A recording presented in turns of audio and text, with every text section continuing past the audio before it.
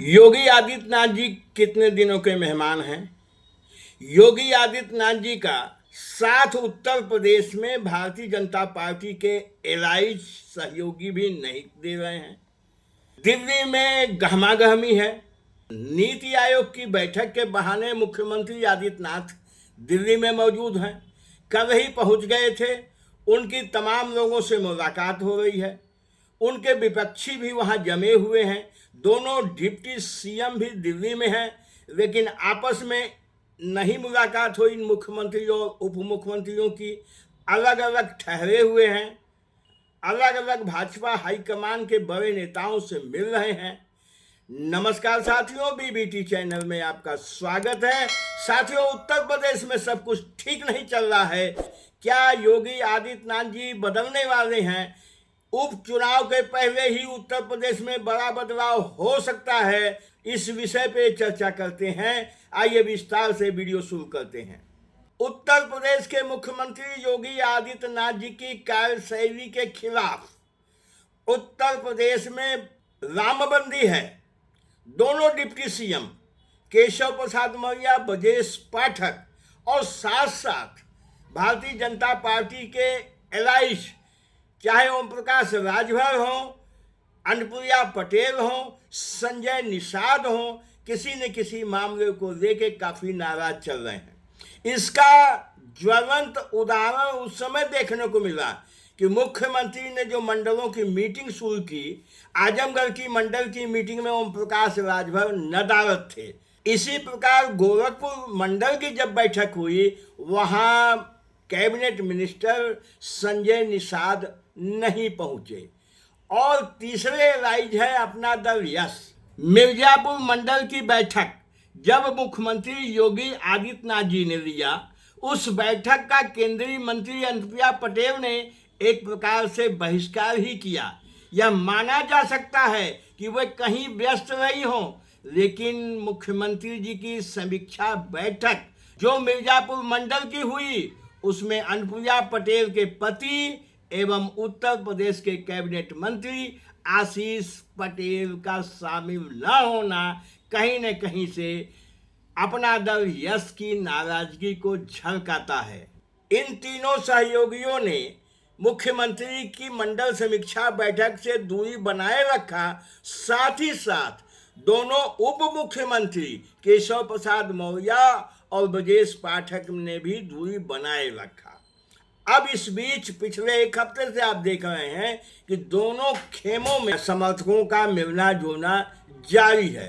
लेकिन कल से दिल्ली में धूम मची हुई है। कल मुख्यमंत्री योगी आदित्यनाथ जी दिल्ली पहुंच गए। उनकी आज नीति आयोग की बैठक में उनको भाग लेना है, भाग ले चुके हैं। लेकिन उनकी कल शाम को भारतीय जनता पार्टी के संगठन महासचिव बीएल संतोष से उनकी मुलाकात हुई। यूपी बीजेपी के अध्यक्ष भूपेंद्र चौधरी भी दिल्ली में मौजूद हैं। वो भी कई लोगों से मिल रहे हैं। और खबर यह है कि आज अनुप्रिया पटेल ने प्रधानमंत्री नरेंद्र मोदी से मुलाकात किया। तो यहाँ एक बात और बता दें कि अनुप्रिया पटेल क्यों नाराज हैं। अनुप्रिया पटेल इसलिए नाराज हैं कि योगी आदित्यनाथ जी ने अनुप्रिया पटेल की बड़ी सिस्टर पल्लवी पटेल से लखनऊ में मुलाकात किया। इस मुलाकात से बताया जा रहा है कि अनुप्रिया पटेल बेहद नाराज हैं। इसी तरह से दोनों गुट आज रात्रि तक केंद्रीय मंत्री अमित शाह जी से, प्रधानमंत्री जी से जिनको समय मिलेगा, राष्ट्रीय अध्यक्ष जेपी नड्डा जी से, बीएल संतोष साहब से, ये तमाम बड़े नेताओं से मिलेगा और अपना पक्ष रखेगा। अब फैसला मोदी जी को करना है। मोदी जी इधर खामोश हैं। प्रधानमंत्री नरेंद्र मोदी जी को इस पर फैसला करना है। लंबी अवधि से ये विवाद चल रहा है, इसके बाद भी प्रधानमंत्री नरेंद्र मोदी जी इस विषय पे खामोश हैं। जरा सा सिर हिला दें तो उत्तर प्रदेश का फैसला हो जाएगा। आपने देखा होगा कि तमाम स्टेटों में मुख्यमंत्री जब बने हैं या बदले गए हैं तो वहां इतनी सोच विचार नहीं हुआ है, लेकिन उत्तर प्रदेश में इतना सोच विचार हो रहा है। तो इसमें ऐसा लोग मान रहे हैं कि योगी आदित्यनाथ जी को हटाने के पहले, उनको परिवर्तित करने के पहले भारतीय जनता पार्टी का शीर्ष नेतृत्व कई बार नुकसान फायदा सोच रहा है। लेकिन ऐसा प्रतीत हो रहा है कि यह सोच अब परिवर्तन की दिशा में बढ़ रही है। विश्लेषकों का यहाँ तक कहना है कि अब यदि उत्तर प्रदेश में नेतृत्व परिवर्तन नहीं किया गया तो निश्चित रूप से भारतीय जनता पार्टी का नुकसान हो जाएगा और अधिक होगा। सबसे बड़ी बात यह है कि एक बहाना हो रहा है कि उपचुनाव के पहले यदि योगी जी को हटाया गया तो उपचुनाव में भारी नुकसान हो सकता है। लेकिन इनके रहते रहते जिस तरह से समाजवादी पार्टी की ताकत बढ़ रही है, जिस तरह से समाजवादी पार्टी अपने कार्यक्रमों में व्यस्त है, जिस तरह से अखिलेश यादव में उत्साह का संचार हुआ है, क्या उसका मुकाबला योगी आदित्यनाथ जी के नेतृत्व में हो सकता है? बिना अनुसूचित जाति, जनजाति, पिछड़ा और कुछ अल्पसंख्यकों के सहयोग से भारतीय जनता पार्टी उपचुनाव में सफल नहीं हो सकती है।